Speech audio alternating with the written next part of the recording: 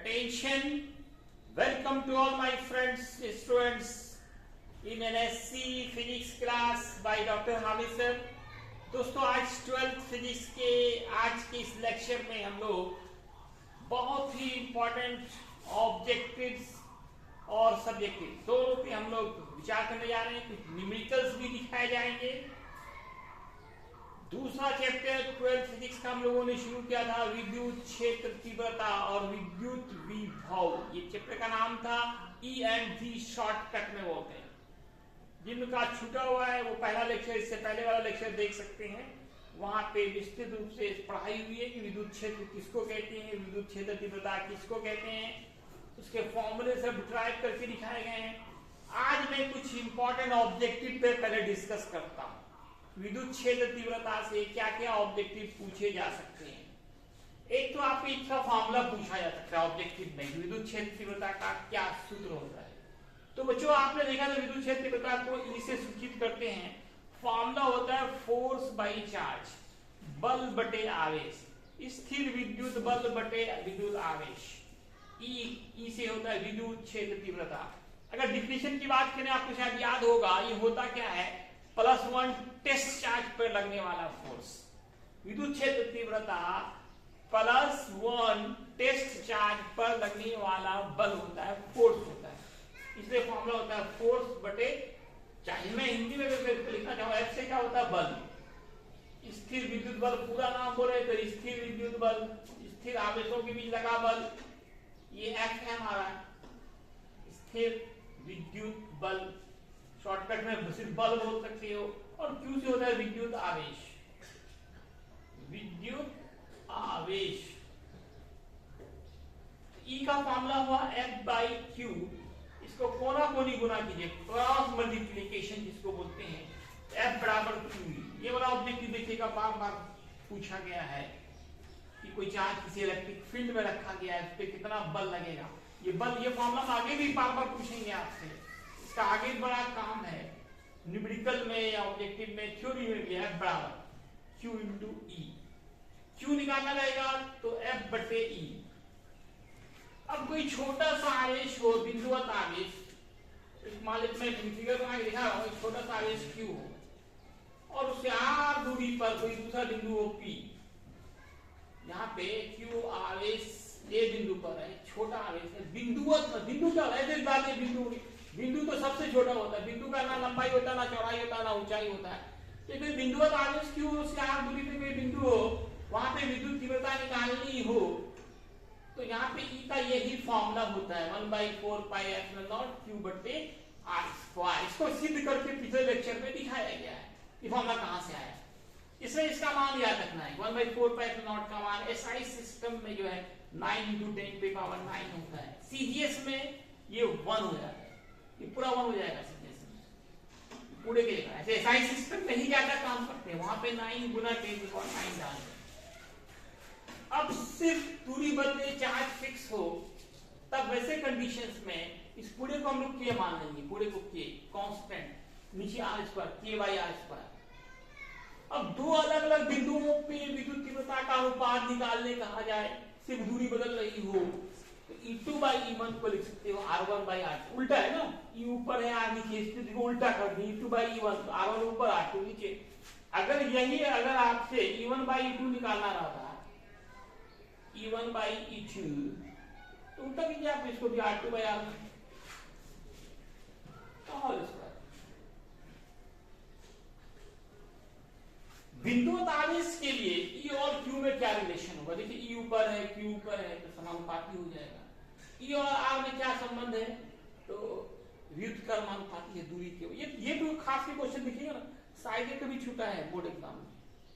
एक साल छूटा तो दूसरे साल जरूर पूछा है कि किसी बिंदुवत आवेश के लिए विद्युत तीव्रता और दूरी में क्या संबंध है।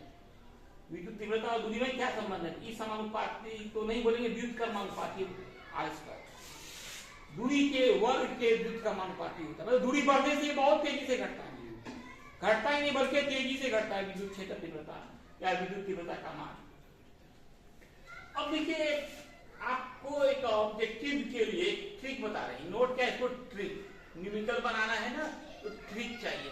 ट्रिक में पूछा जाएगा आपसे यदि दूरी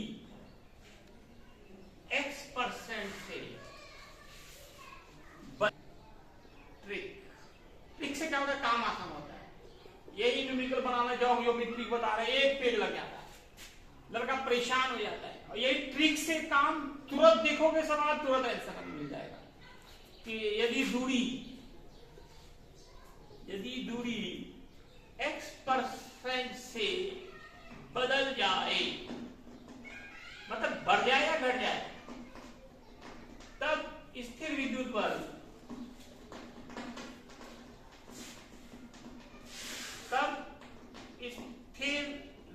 बल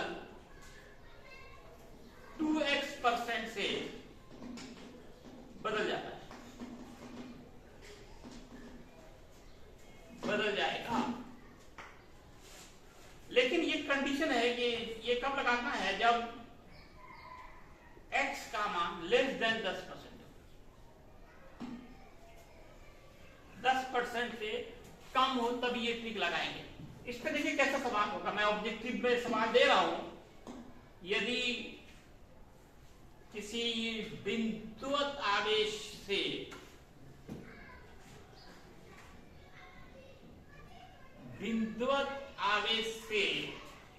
दूरी 3% बढ़ जाए, तब स्थिर विद्युत बल में डैश डैश प्रतिशत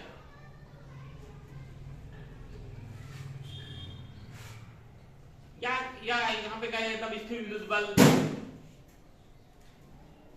हो जाएगा। और उसका ऑप्शन होगा आपके पास, 4 ऑप्शन दिया जाता है। पहला ऑप्शन क्या है कि 3% से बढ़ जाएगा,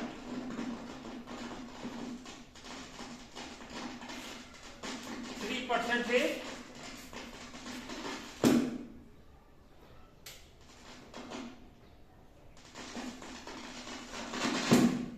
यदि विद्युत आवेश से दूरी 3% बढ़ जाए, तब स्थिर विद्युत बल हो जाएगा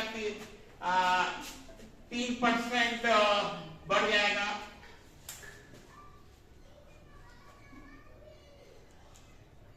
बी नंबर में करा 3% घट जाएगा।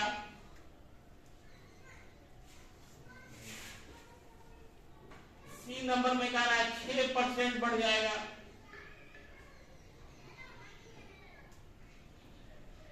और डी नंबर में कह रहा है 6% घट जाएगा। बताओ कौन सा सही जवाब होगा? ध्यान से सोच के समझ के बोलो। सवाल देखो क्या कह रहा है, यदि किसी विद्युत आवेश से दूरी 3% बढ़ जाए, तब स्थिर विद्युत बल हो जाएगा। क्या हो जाएगा? 3% बढ़ जाएगा, 3% घट जाएगा, 6% बढ़ जाएगा या 6% घट जाएगा। बोलो बच्चों क्या आंसर होगा? इसका आंसर ABCD क्या होगा? इसी ट्रिक से बनाना है आपको। x% हो तो 2x%, 2 से गुणा करना है। 3 है तो 6% होगा। तो 6% क्या होगा? बढ़ेगा या घटेगा? दूरी क्या हो रहा है? बढ़ रहा है घट रहा है? दूरी का क्या होता है? दूरी का उल्टा होता है ना, दूरी का उल्टा घट जाएगा। दूरी ऊपर है और ये ऊपर है, दूरी नीचे है, घट जाएगा। दूरी पे घटता है, दूरी बढ़ने से हर चीज घटता है लगभग, शायद ही कोई चीज जो बढ़े। तो आंसर गलत हो गया, सी नंबर आपका होगा। सही जवाब होगा डी नंबर। सही जवाब डी होगा। आपसे पूछा जाएगा विद्युत तीव्रता का एसआई मात्रक क्या होता है? विद्युत तीव्रता का एसआई मात्रक होता है, ऑप्शन देखिए दिया, न्यूटन पर कूलम, वोल्ट पर मीटर, दोनों,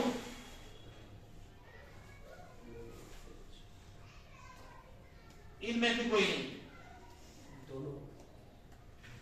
इनमें से कोई नहीं। इसको क्या पढ़ेंगे? न्यूटन पर कूलम। पूरा लिख दो, न्यूटन पर कूलम। पहला ऑप्शन है न्यूटन